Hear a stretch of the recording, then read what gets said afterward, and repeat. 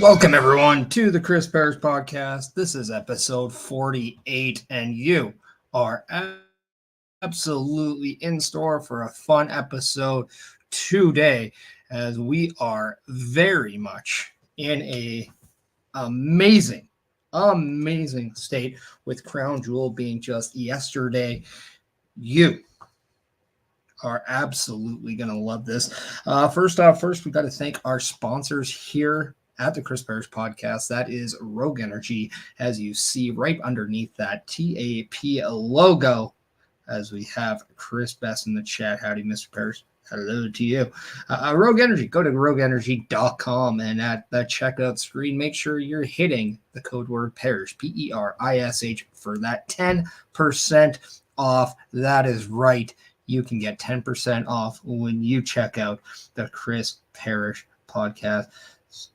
And guess what? The more times you use this, the more times you share this, the more times you have an opportunity to collect more, because I would like to get to Rogue Affiliate, and that would mean at the very least 15, possibly 20% off. So make sure when you're at the checkout screen of rogueenergy.com, you're hitting that promo code Perish. We also want to make sure that we give a shout out to Turnbuckle Studios and the Turnbuckle Affiliation Program, which on the ticker below, you see this link there at affiliationprogram.my.canva.site, as you can check out all of that. If you want to get your intro into podcasting, into perhaps working with StreamYard, you can check out Turnbuckle Affiliation Program at that link below. In about 3 weeks' time, for just under 4 weeks, but about 3.5 weeks' time, there will be a large announcement in regards to the Chris Perish podcast in the local community, as we have another live sponsor, proud partner joining the fam. So make sure you're checking out not only to all the socials, but also to the Chris Perish podcast for more details about that. We say hello to our good friend Bobby Benito, aka Bobby Stats. He says, hello, Chris Perish, and then I just like the video on the YouTube side. So if you people, you beautiful people, if you want to be a little bit more like Bobby Stats there, and you want to help support the Chris Perish podcast, and you're watching on that YouTube side, make sure you're hitting that like button. You're hitting that follow button. You're hitting that subscribe button. You hit that notification bell, just to let you know every time the Chris Perish podcast is alert. It's live and it is running wild, because you don't want to miss a second. Why? I don't know. Why you don't want to miss a second with me? Well, I mean, that's for you to answer, because I don't have one for you. But if you have an opportunity to go check out Crown Jewel yesterday, WWE's PLE coming out of Saudi Arabia, you got to see one hell of a show. One hell of a show, where we even opened up with Bloodline versus Bloodline. Now, I'm not sure where everybody else sits, but I think this match was an absolute masterpiece. Why do you ask? Because, one, did you hear the crowd to start that show? Did you hear the crowd that started off that match? They were absolutely alive.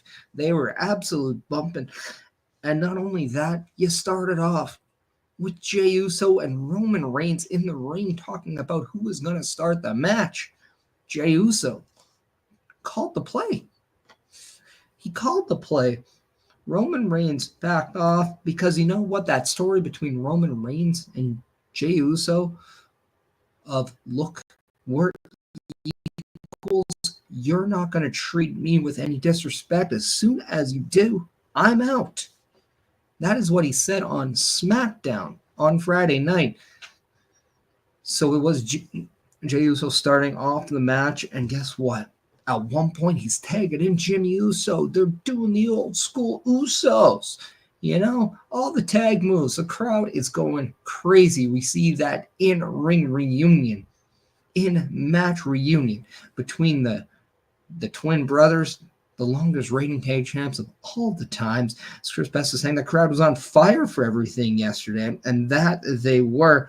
I also want to give a shout out to Kevin Jeffries, Western King, and Kirsten on the Instagram live side. If you're on the Instagram live and you want to go and hit that follow, hit that like on that thing, but also share if you want to share this and let more people know that the Chris Perish podcast is live.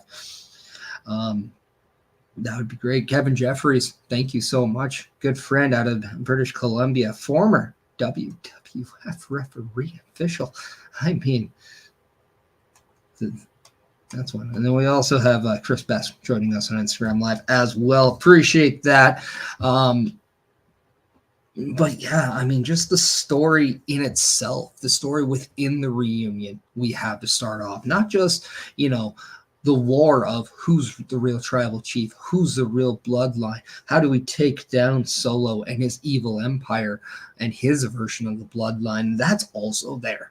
And then we're also seeing in-match drama where Jey Uso has an opportunity to tag Roman Reigns, but he takes Jimmy instead because he doesn't want Roman Reigns to think he calls the shots. He wants Jey Uso wants Roman to know that he is in fact calling his own shots too. They have to work together. And then as you let this match play, and then let's also just go out the team of Solo's bloodline with Solo, Tama Tonga, and Jacob Fatu. Tonga Loa on the out watching in. He's at ringside. But as this match develops, as we see everything going back and forth, we get that, 4-on-3. We get a little bit of action. We get a ref bump. Kevin Jeffries, if you're still on the Instagram Live, your thoughts on officials bumping in a match. I mean, obviously, it kind of can be a cheap way to get that interference without a disqualification. I understand that. But as Tonga Loa tried to get up on the apron, and Bobby, we will get to your comment in a little bit. He brings him in the hard way, throws him over the top rope, just happens to be at the official. You have to think that that's a little bit on that borderline of, hey, I think you maybe meant to do that. I should disqualify you. I don't know. But all we know now, this allows the opportunity to go. And what we were able to see was as soon as Jacob Fatu got in that ring, he took over.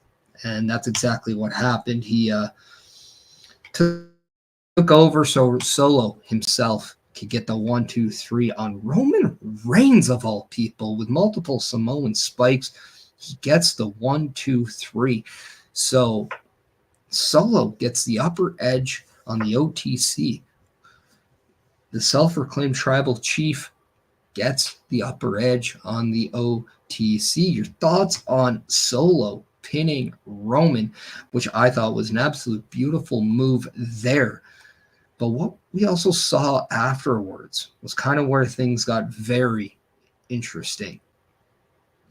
Because as soon as Solo, Tonga, Tama, Jacob start putting all the boots to Jay, Jimmy, and Roman, we hear that familiar theme. But before we did, let me take you back to that fiery crowd that Chris Best was saying earlier, that I was saying earlier. They almost went complete silence as soon as Roman got pinned. It almost felt like the air was sucked out of the winds of that crowd because they couldn't believe that their OTC was pinned. But during this beatdown, we hear Sami Zayn's music hit. Sami Zayn comes down.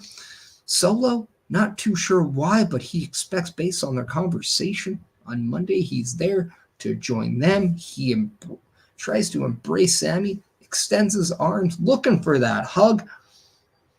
And just when Sami Zayn does the same, he goes into Solo.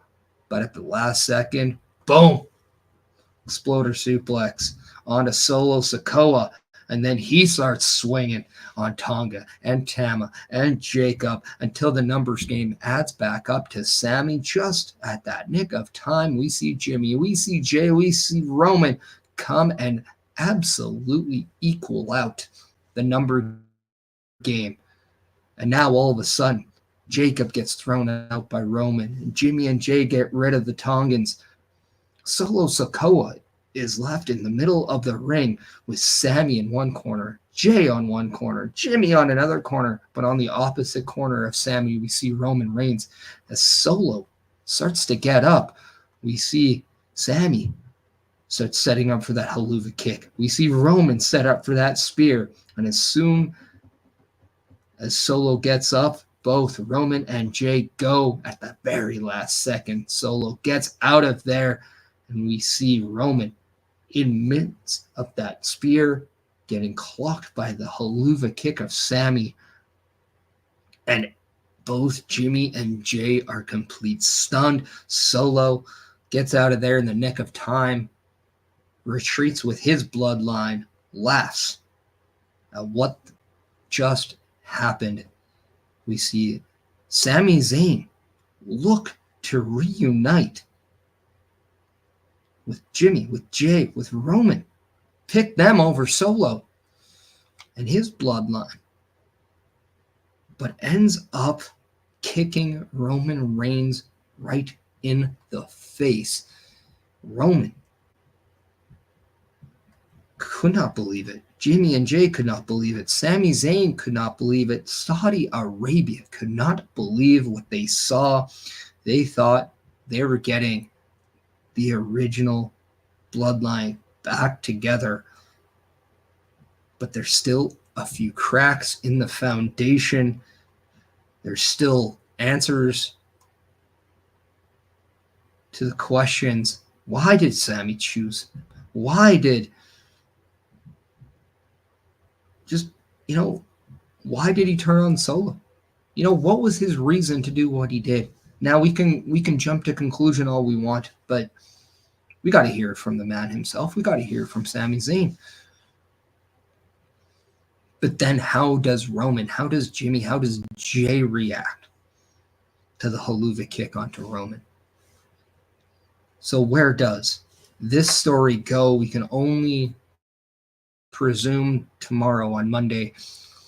We're gonna hear from Sammy. We're gonna get a Sammy and Jay interaction at the very least. Perhaps Jimmy, perhaps Roman, who knows? There's so many crossovers right now going that I can't even begin to understand, not just what's going on. Thank you, Mark Anthony, for joining the Instagram Live. Appreciate you. Appreciate all the people checking in on the Chris Perish podcast and making sure that if you're on there, make sure that you're spreading the word, spreading the wealth, because I want to make sure that we can grow and grow and grow. This is just like a little plant. We just need that water. You people are the water. Sprinkle it out on the Chris Perish podcast, and let's see where we can, what heights we can reach together. Bobby saying anything can happen. Anything can happen. Well timed. Well timed. And everyone, that was just the opening match to Crown Jewel. We are then set for some female tag team action. That's right, we have the tag team championships on the line. Jade Cargill and Bianca Belair defend their championships against Piper Niven, Chelsea Green, Io Sky and Kairi Sane, and then also Jakara Jackson and Lash Legend. Now, this match was interesting at the very least because everyone was getting stuff in. We did not know where this was. Chris Best comment on the Instagram side, I do think the kick may have been accidental, but it also furthers the tease of Sammy eventually joining forces with the OG bloodline. And that is completely correct. Also, everyone, just a shout out, I am able to now read comments on Instagram Live. So, feel free to comment. Feel free to engage, as that is a great way of helping out the Chris Perish podcast. If you're here engage. Yeah.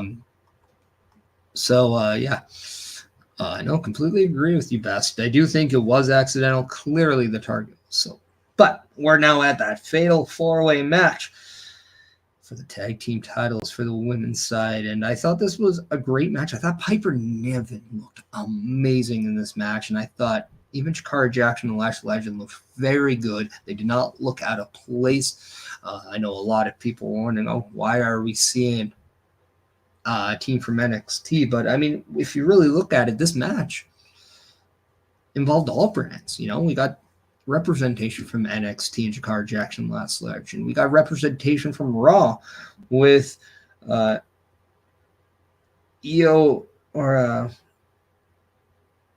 with Io and Kyrie, and then we got representation from SmackDown, obviously with Chelsea and Piper, but also the champions. So a little bit of everything there, and that is what the women's tag titles can be, and that is titles that can go on to any brand. So good for the champions for, you know, defending against everyone, fighting champions, dare I say, about Jade Cargill and Bianca Belair. Bobby coming in from the YouTube side saying it was nice to see Metaphor in the girls from Metaphor, Shakara Jackson, Lash Legend, in the main roster PLE pay-per-view. Yes, it was. And again, they did not look out of place. I thought the power of Jade and Bianca really came into play here and was ultimately the X factor into them retaining the championships, as Bianca Belair pinned Piper Niven off more or less a let's just say the move was sparked by a famous tag team that went, ooh, what a rush. Ring any bells, everyone? But yeah, still your tag team champions, Jade Cargill, Bianca Belair, and I thought this was a great match. And just let's put this aside. We had 4 women tag teams in here, and 3 off the top of my head. We have Zoe Stark and Shayna Baszler. We have Casey Catanzaro and Katana Chance. We then also, or wait, that might be the same person. Kaden Carter, Katana Chance. Then we also have the Unholy Union, Alba Fire, and Isla Dawn. So that is 7 tag teams on the women's side here. And we're talking about women's tag team wrestling. The depth of that division now is getting steep. We talked about it last week about the depth of the men's tag team division. Now we're talking about the depth of the women's tag team division. I think it's time we start elevating the usage of women tag team, as this allows other women now to, you know, go after Liv Morgan, go after Nia Jax and their respective championships. And it just showcases the entire women's roster. Dare I say, Evolution 2, I think, should be a high priority for WWE in 2025. Next up, we got the absolute war between Bronson Reed and Seth freaking Rollins. Lasted a while. We can say freaking Rollins. Will he change that to something a little bit more extreme, a little bit more unhinged? Who knows? We'll see. All we know that Seth freaking Rollins had no freaking patience as he decided to run up the stage and attack Bronson Reed as he was trying to make his entrance. And bada bing, bada boom, we got ourselves a one-on-one here. And the fight is on its way. Bobby Stats coming in before we get any further. WWE Spring Spitfires, Jody Threat, and Danny Luna from TNA for the women's tag team division. Yes. Could we see that? I want to see some knockout tag champs versus WWE women's tag champ. 100%. I think that could be interesting. Yeah, and you gotta just love the hot start though between Bronson Reed and Seth Rollins. Like, all they were doing to promote this was just chaotic, right? Just absolutely chaotic. So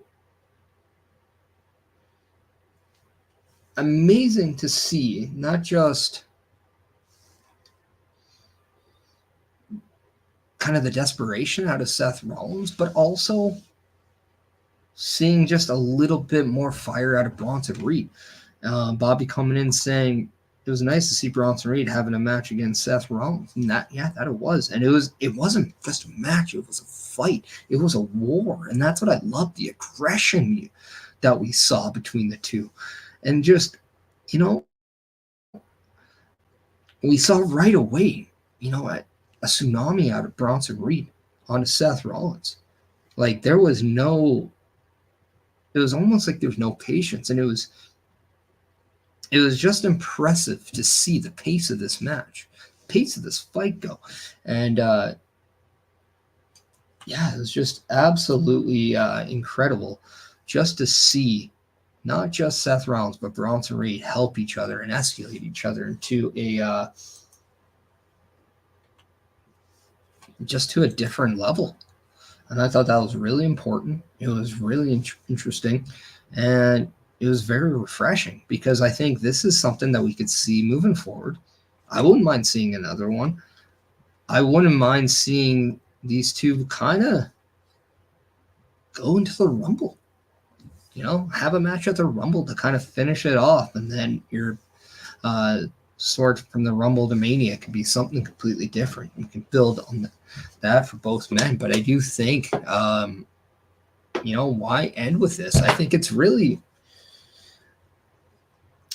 be really good for Bronson Reed to have that high-end feud with someone. And then I think it would also be good for Seth Rollins, because it does take him away from that championship picture. And even though that is what he ultimately wants, he did say that after his match when he was when he had that backstage segment that you could see on the post show of Crown Jewel. But what was absolutely amazing is that with these two, they just seem to bring out the best out of each other.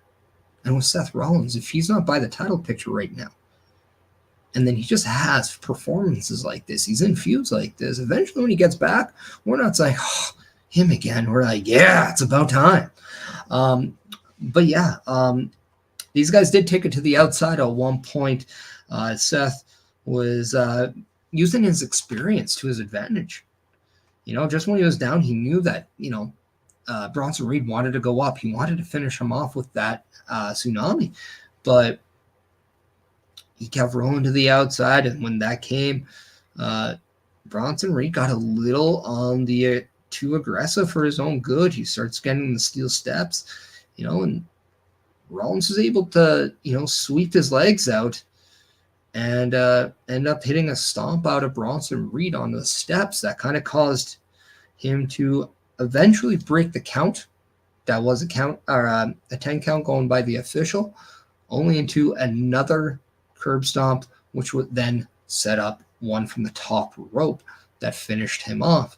Now, we saw the experience come into play with Seth Rollins. We saw that mistake out of Bronson Reed. He got a little too gung-ho, we'll say.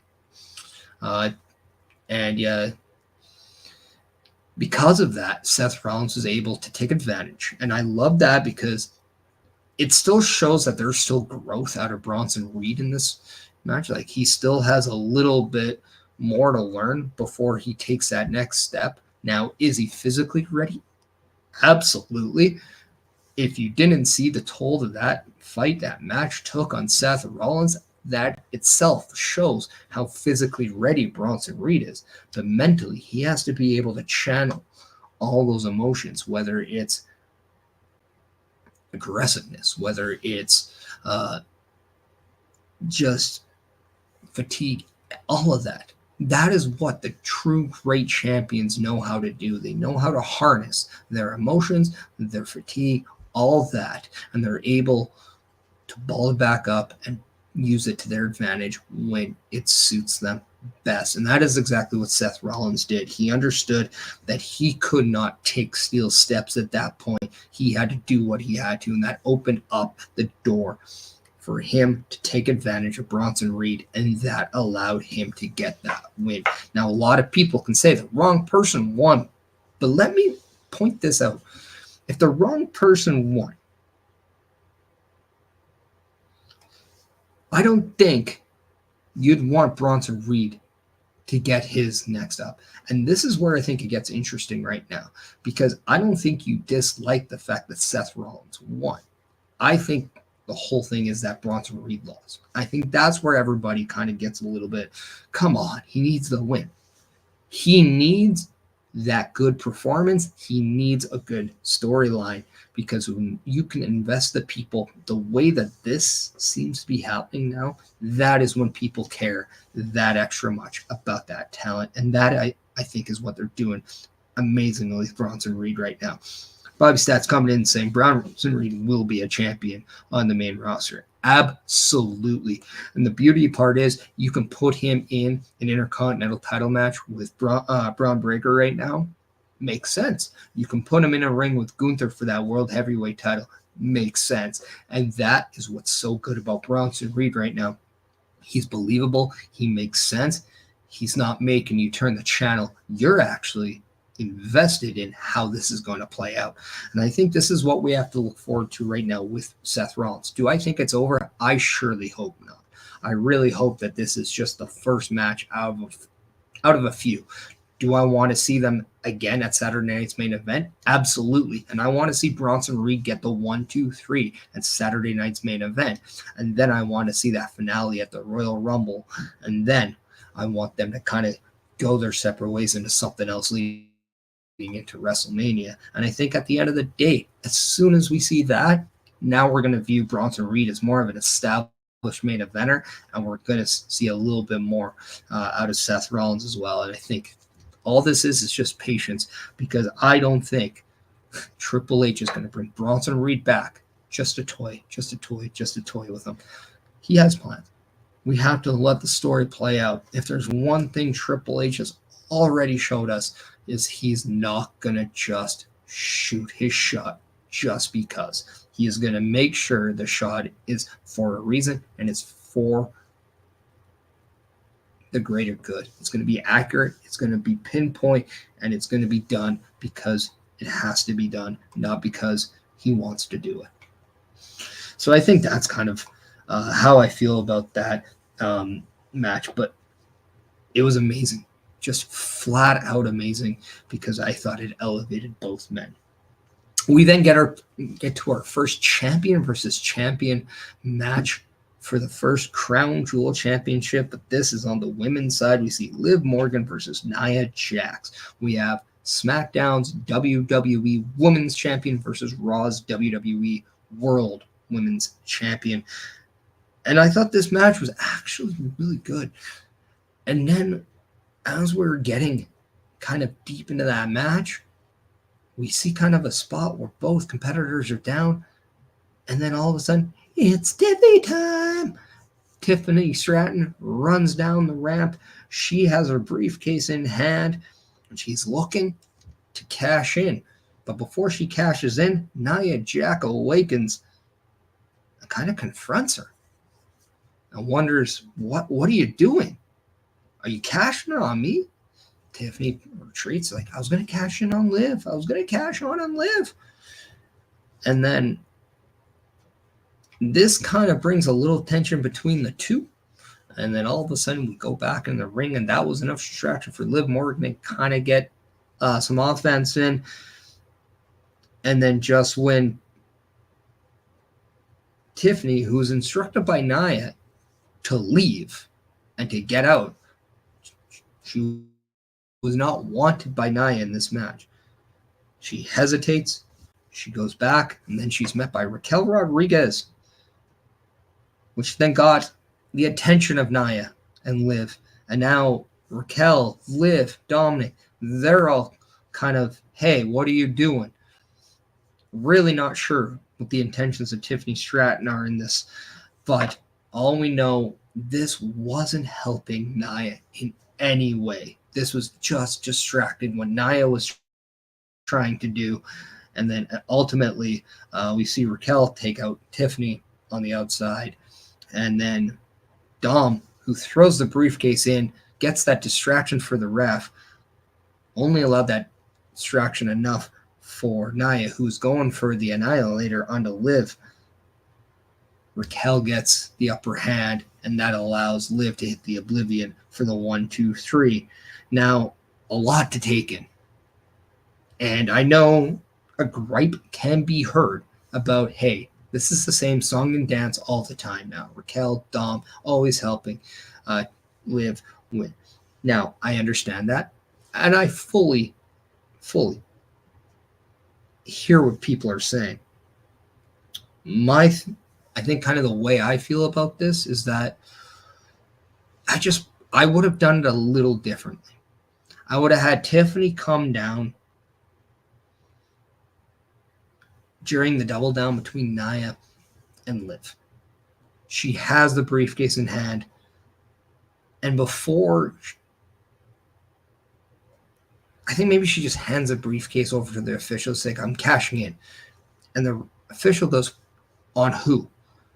And then as Tiffany's trying to make that call, boom, that is when Raquel Rodriguez blindsides her from behind, eliminates that possibility, right?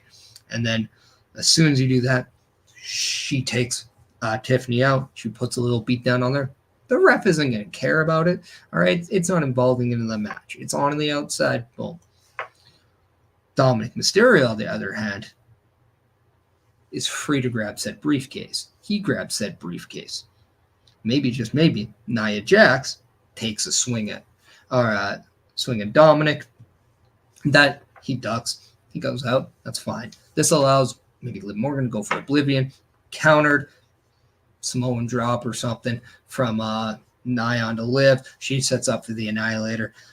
Dom then once again comes in to grab the briefcase. The referee's trying to get him out. As she's going up for the Annihilator, we see Raquel come back. She has Liv's title, hit Nia on the top rope. She takes a big fall down. Liv just pins her 1, 2, 3, gets that win. I think that's maybe a little bit of a cleaner finish and more understanding. I just also wouldn't have had Liv Morgan win. I'm sorry. I understand why you want it, and I understand it completely. I just think right now Nia Jax is on a run of her life right now, and I just think that helps better the storyline with Tiffany Stratton ultimately cashing on her over what you can do with Liv. Now, I'll say this. I'll wait and see how it plays out. Bobby coming in and saying, I'm interested to see what's next for Liv Morgan at Survivor Series. And that's going to be the very, very intriguing thing. We've heard stories that Becky Lynch could be coming back. We're hearing stories that maybe even Trish could make an appearance. Remember, it's in Toronto Survivor Series. We tend to see Trish Stratus always pop up in Toronto. So who knows? All I know, Rhea Ripley, as you saw on NXT, taken out by Raquel and Liv. Yes, that was a beatdown to kind of explain Rhea's injuries right now and why she's written off TV for at least the foreseeable future. Might not be that long, but it's going to be long enough to where, all right, what's next? And I think this is a great, a good thing for the progression of the Rhea Liv Raquel storyline, because it was getting too repetitive in my eyes, and now you got a little bit of a break. You can go to something else, which is going to freshen up just that title scene. And then eventually when Rhea comes back, you get that return pop. You can get that alteration. Also, Will Styles, thank you so much for joining on the Instagram live side. Appreciate you, my man. So yeah, just I don't know, a little bit of a different way I would go about that match. But to Bobby, to answer your honest question about what's going on or what to expect with Liv at Survivor Series, I'm I'm going to say maybe Trish. I think maybe Trish.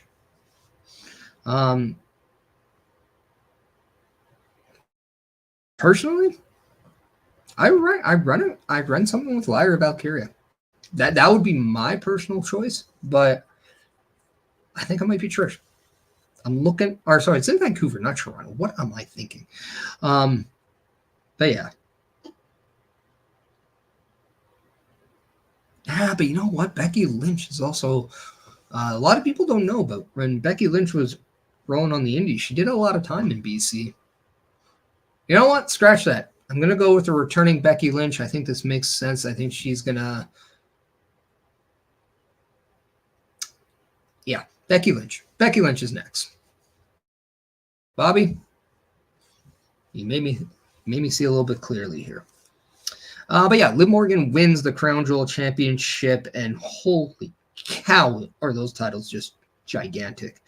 And then if everybody was curious to see, okay, are these superstars going to carry 2 titles? No. After the show, we saw the presentation of this in the post show, but prior to Crown Jewel, I think it was on Friday morning, Triple H did say that the actual championships, the Crown Jewel championships, will stay in the vault of the WWE world in Saudi Arabia, and each winner will receive a commemorative ring, much like a Super Bowl ring, in the words of Triple H, that they get to keep and wear. And the goal is to see how many rings you can ultimately collect, because this will now be a year thing. And he does mention in the post show that he's always wanted to do a champion versus champion thing, when he said who would win between Harley Grace and Bruno, or what was the other one? Ric Flair and Hulk Hogan. Like, those are things that he's personally always been a fan of, like, wondering. So, yeah, that fantasy. I mean, when we all want a fantasy GM online, or we want a fantasy quarterback, whether it's fantasy football, like, you know what I mean, like fantasy book, Triple H himself pretty much admits that he has done the same thing as a fan. So take that for what it's worth. And then next up, we've got Kevin Owens and Randy Orton. And this was not a match. We did not get a match here. We just got Kevin Owens getting a steel chair and trying to take out Randy Orton before anything starts. Therefore, a brawl is just going in. All we're doing is seeing Kevin Owens, Randy Orton beating each other all over the arena in Saudi Arabia. And the crowd is eating this up. They love it.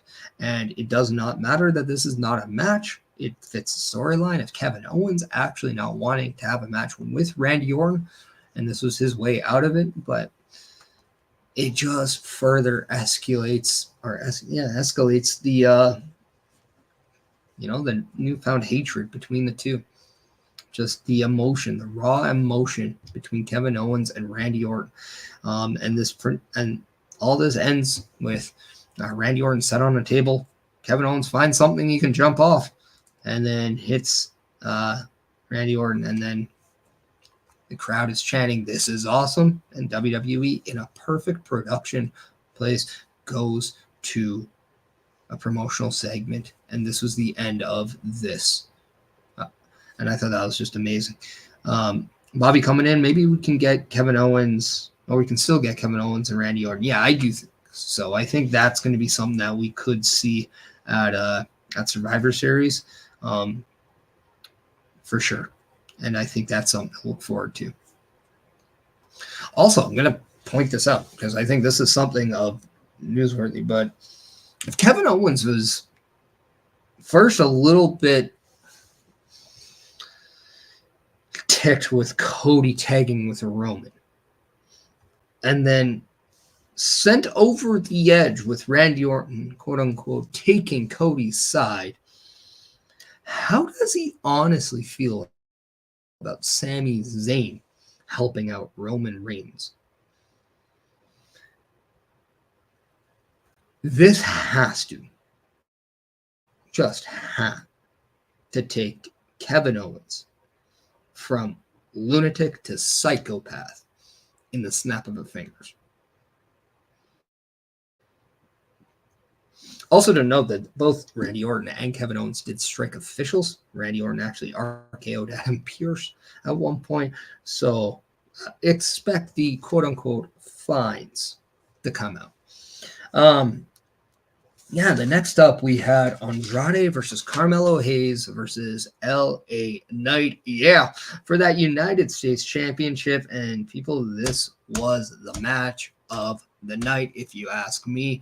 Everyone balled out in this match, and it was absolutely amazing. It was great to see LA Knight step up. It was amazing to see Andrade step up. He looked fantastic from bell to bell, and it showed. He was on, I think he might be in a zone that he has never been in his career right now.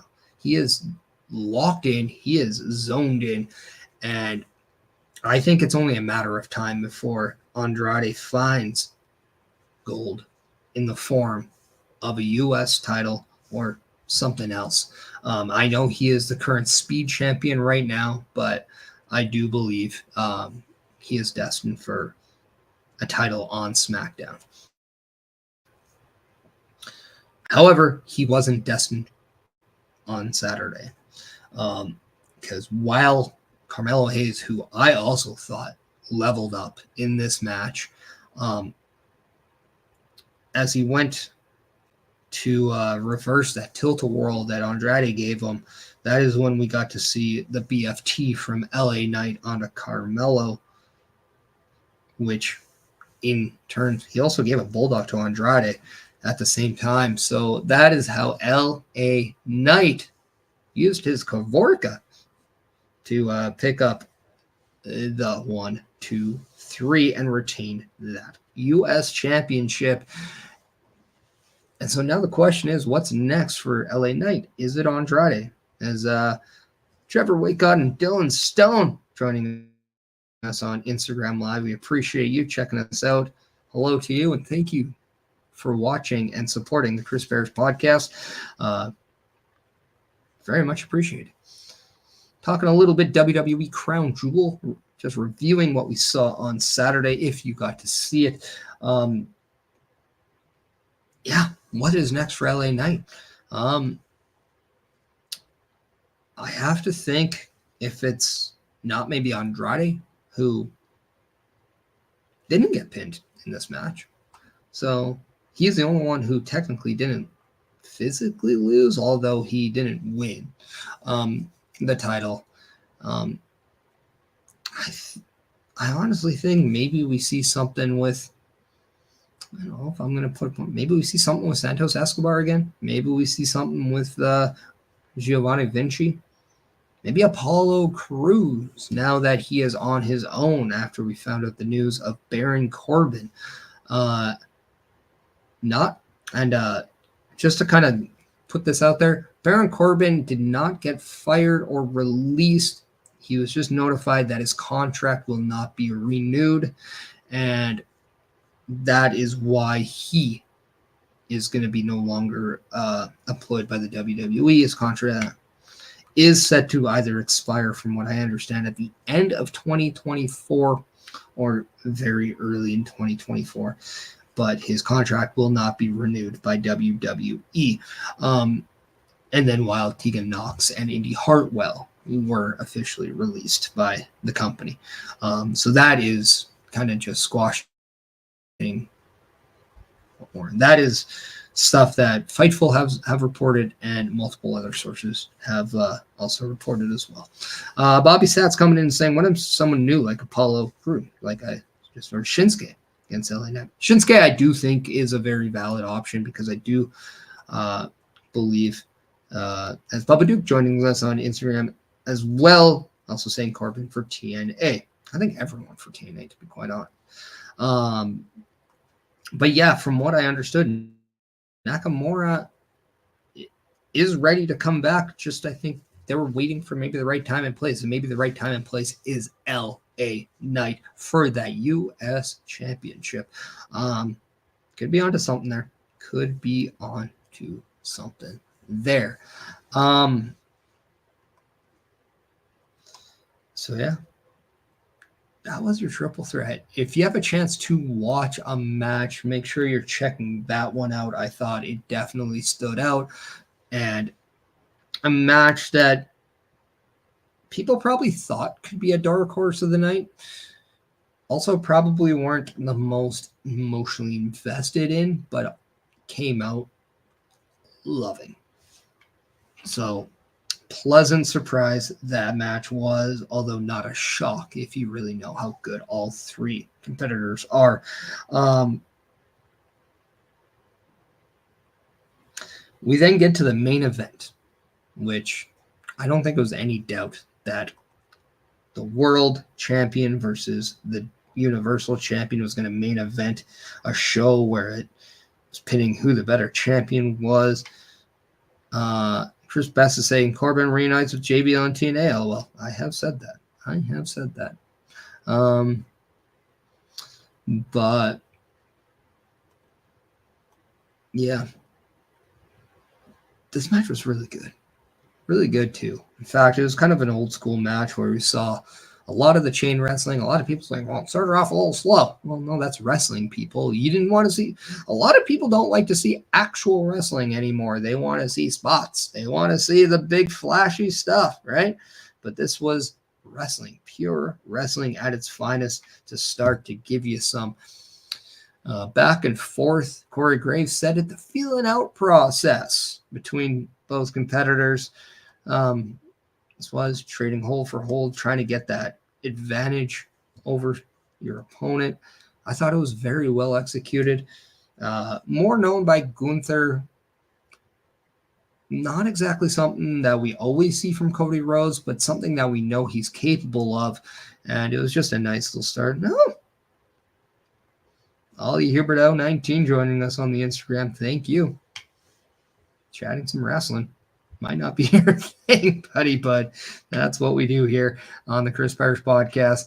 But yeah, no, Gunther versus Cody Rhodes. Just this match belonged in the main event because these guys put on a classic, a match that we all wanted these two to put on, and something that really changed the aura of the show, changed the aura of the fans, and had everybody on the edge of their seats because they didn't know who was going to win.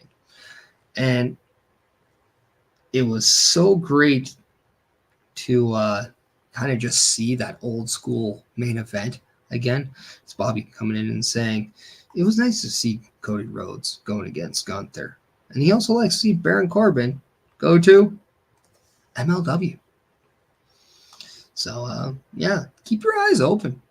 Keep your eyes open for the remember, I think before we get any further in the main event, I do believe Baron Corbin, because of his contract, is going to expire and it's not going to be picked up. He will not be attached to a 90-day no-compete clause, but Tegan Knox and Indy Hartwell will. So I think that's something of value.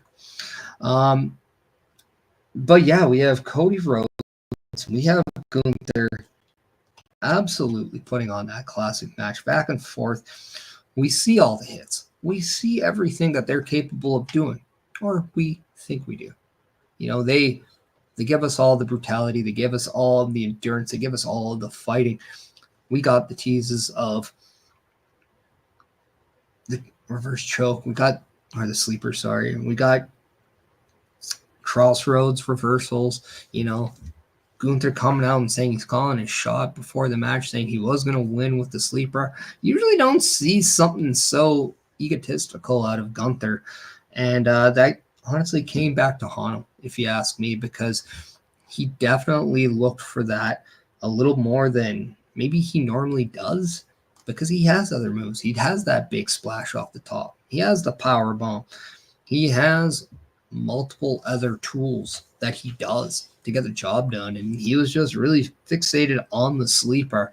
And when Cody tried to run up the top, jump off to give that Cody cutter to Gunther, Gunther saw it coming, went for the sleeper, but the momentum took Cody Rhodes over Gunther. And just like if you remember Bret Hart versus Roddy Piper, yeah, we saw Cody Rhodes pinning the shoulders. One thing I'm going to say, younger wrestlers, watch Cody Rhodes' position there. Watch what he does with his arm. He makes sure he wraps him around Gunther's arms. And what he's able to do there is put his entire body weight on the shoulders there, but then also prevent movement. So it makes it harder for Gunther to kick out and to really put pressure on that, not just Gunther, but also really strengthen the pin attempt. And I thought that was absolutely fantastic there.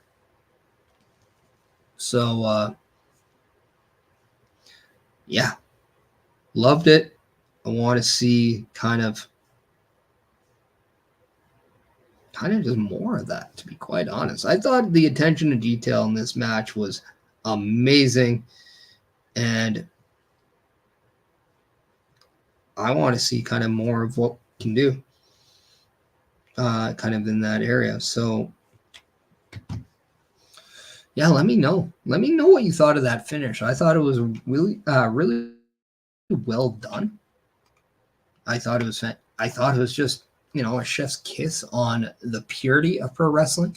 And I thought it was just, nice to see something out of nowhere, but not an RKO out of nowhere, but just something a little bit more, oh my God, like, holy crap, that he got him.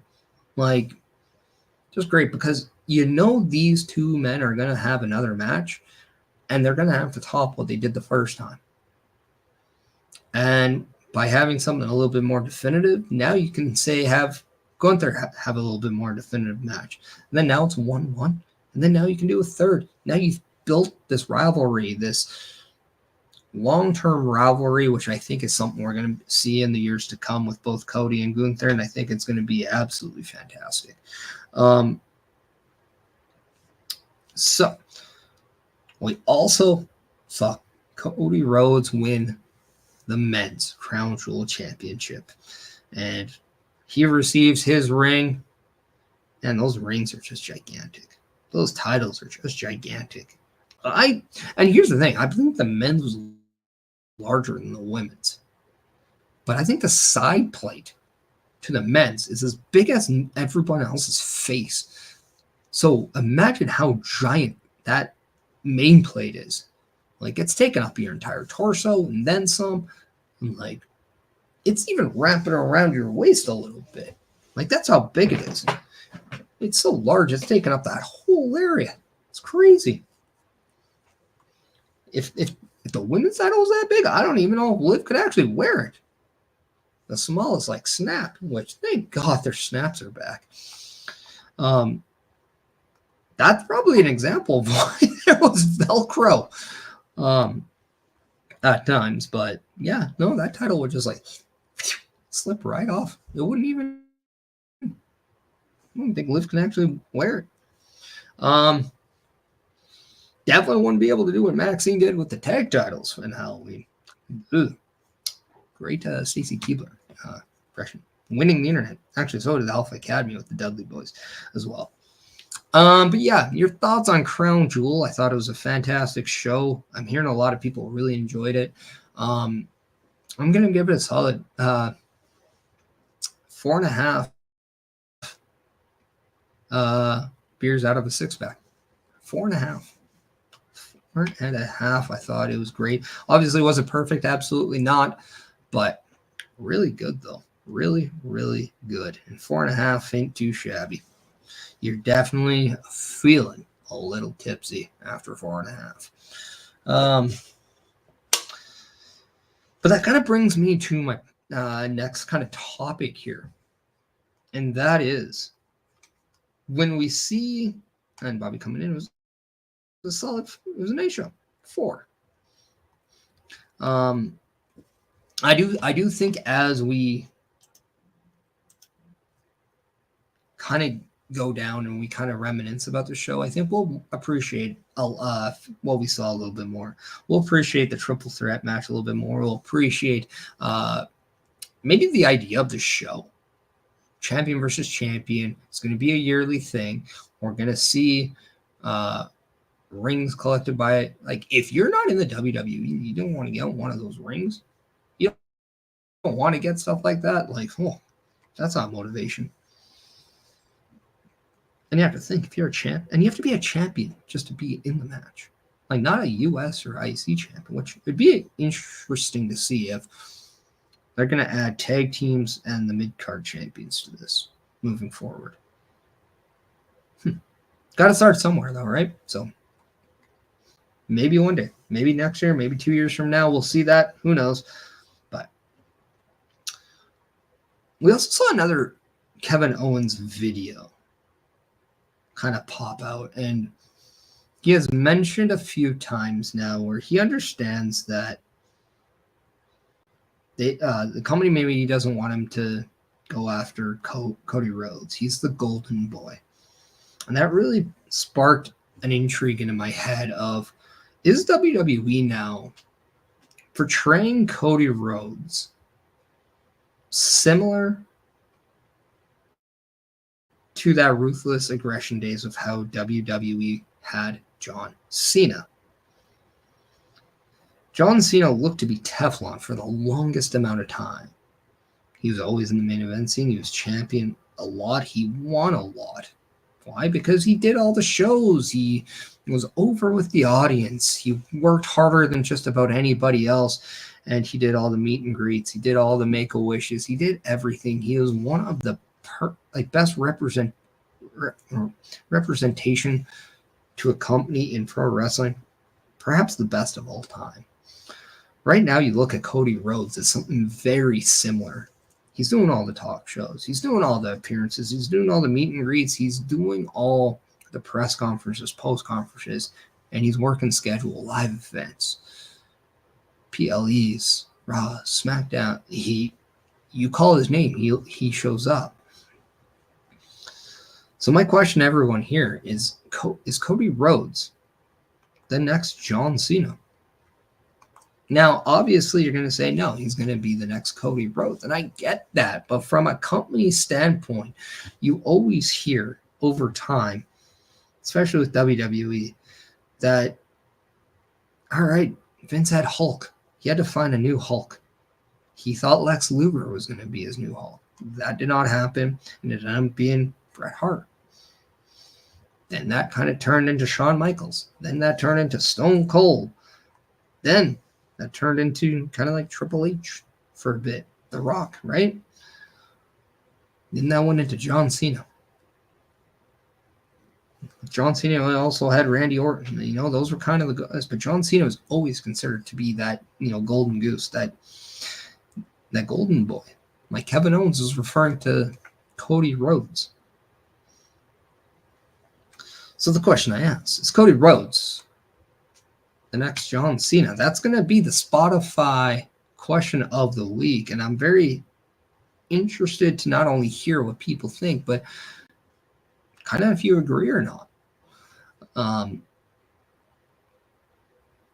A lot of people could say they might get tired of Cody Rhodes. They may want to boo him at some point. Heel turn needs to happen. And I will say, a heel Cody Rhodes will happen. It just won't happen anytime soon.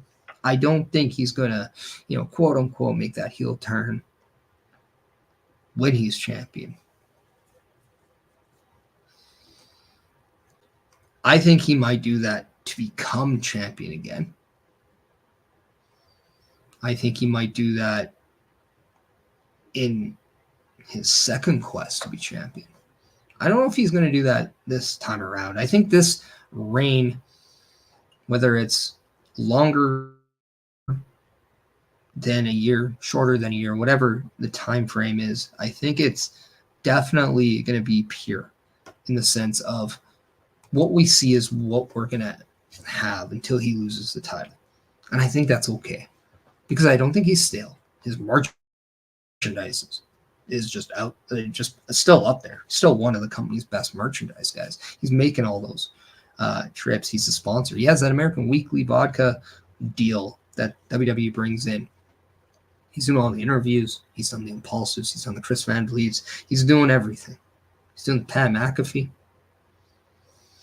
He's everywhere. And not only is he everywhere, but the WWE Universal Championship goes with him. So yeah, I do think that is something that we're going to see.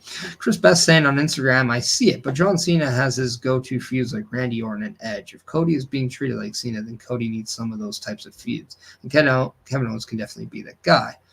Now, you're right. But John Cena also didn't get it on his first title reign. What we saw that was later on. So that is kind of why I'm kind of curious about that. Now, I think Cody Rhodes does have those feuds. He has those feuds with Seth Rollins right now. He has that feud with Brock Lesnar right now. He has that with Roman Reigns right now. And is he slowly getting that with Gunther? And he might also have it with Randy Orton and Kevin Owens. So to kind of answer that, or go tailgate off what you're saying, could you not put a championship between Seth and Cody right now and be really invested? Could you not put another title in between? And maybe not even another title. Maybe somebody loses one, but it's a title match between him and Gunther, and be like, okay, yeah, part 2, let's go. Do we want to see that rubber match between him and Roman? They're one apiece at WrestleManias. WrestleMania 39, Cody lost to Roman. WrestleMania 40, Cody beat Roman. Does he not have that already going? He has that 2-1 win on Brock in their three matches. So yeah, it's going to be very intriguing to see kind of where we are. It's going to be very, very much a ride that we're going to be taking on.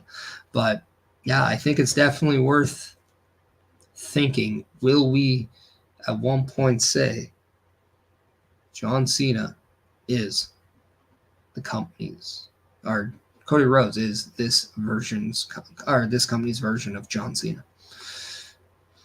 So that's going to be very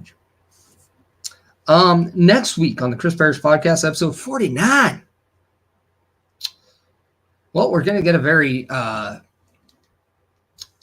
very special episode of 49, because episode 49 will not be next Sunday. Actually, episode 50 is going to be next Sunday. You're going to be like, whoa, why? Because episode 49 of the Chris Perish Podcast will drop later this week, midweek. Perhaps. Well, maybe I'll just even wait till Saturday. You know what? Let's go. November 9th. Same time, 12:15 Eastern. Chris Perish Podcast definitely brings in Kamikaze, local pro wrestler out of the Edmonton scene. One-on-one interview that will drop on Saturday.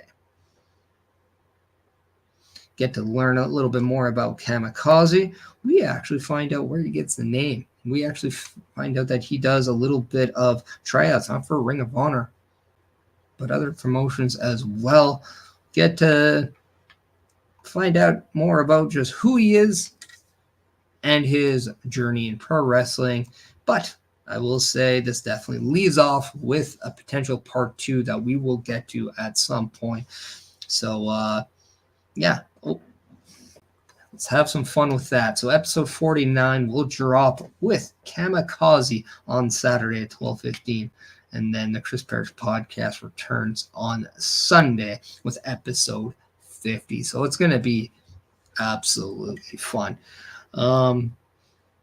Yeah, so that is what we have going on. Now, in regards to Turnbuckle Studios, we do have a little bit of a calendar for you. Now, obviously, the calendar won't include the Kamikaze interview because I just decided to do that here now. So check out Turnbuckle Studios, what they have going on right now. Turnbuckle Studios and the Turnbuckle Affiliation Program bring you the week of streams. All times are in Eastern Time. Monday nights you get the Locker Room Breakdown at 7 p.m., followed by the Raw Patrol at 8 p.m. Tuesday brings you the flagship show, Turnbuckle Talk, at 8:05 p.m. Wednesday we play games with the PlayStation Showcase at 8 p.m. Thursday we get a variety stream with the Boar's Nest at 8 p.m. Friday we game again with Unleashed, the Jessica Wilde story at 7 p.m. Following the game, join us for the SmackDown Security Detail at 8 p.m. The weekend brings you Saturday Night Gaming at 8 p.m.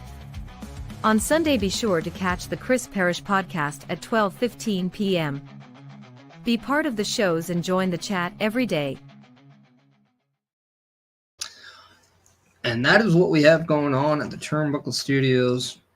Appreciate you. We're coming up live next tomorrow night with the Raw Patrol, so make sure you're checking into Turnbuckle Studios with the Raw Patrol, and make sure you say hi and engage, and let YouTube know how much you enjoy the Raw Patrol. That is tomorrow. We have a number one contenders match. I believe WWE announced that we will see Damian Priest versus Dominic Mysterio versus Seth Rollins versus either Seth Rollins or Braun Strowman, one of the two. I think they did advertise Sheamus, but I also read that there could be something with Braun Strowman as well. So look forward to that, as that will determine the next opponent for Gunther.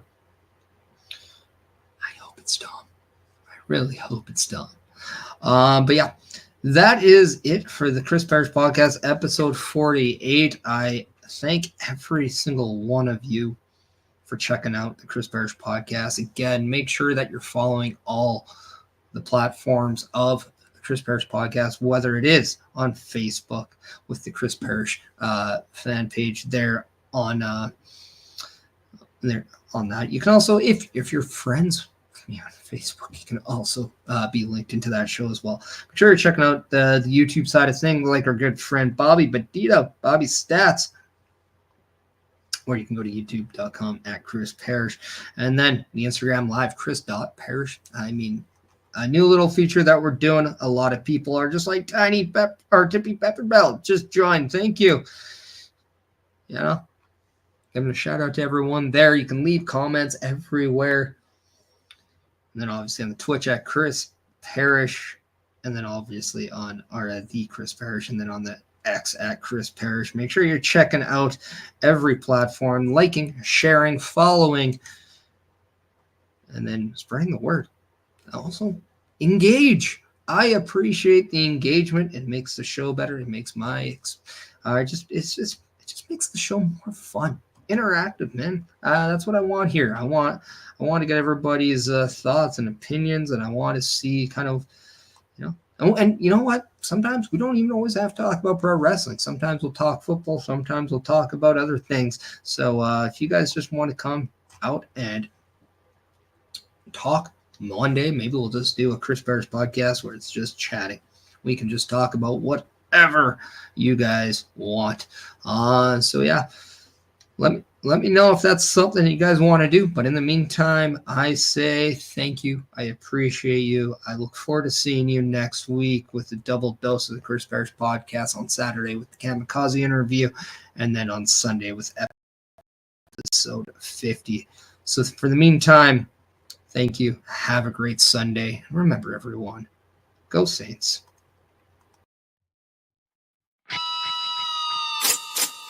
Through the clouds.